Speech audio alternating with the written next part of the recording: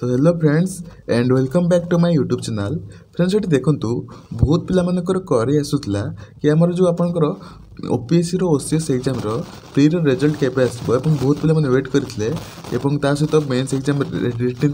ये आपर जो क्वारी थिला कि आमर रिजल्ट केबे आसूची तो से क्वारीटी ये आपर ये देखूँ एंड हो सारी तो ये आप देखिपे ओपीएससी तरफ ये आपर प्री रिजल्ट आसी जाइए जो मैंने क्वालिफाई कर प्री एग्जाम टी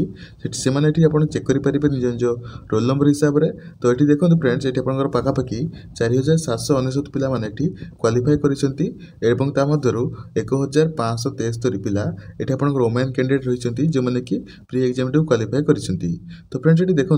ये जब आप जो एडमिट कार्ड रोल नंबर दि जाइए से जो आप रोल नंबर रही है पीडीएफ रे आपण माने निज निज रोल नंबर चेक करेंगे जदि ये पीडीएफ टी आपर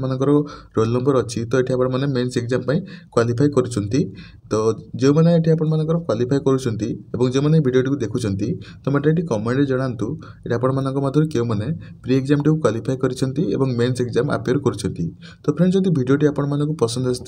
तो गोटे लाइक कर दिंतु और चैनल टी सब्सक्राइब करना प्लीज चैनल टी सब्सक्राइब कर दिंतु और ये पीडीएफ टी जब आपर कहार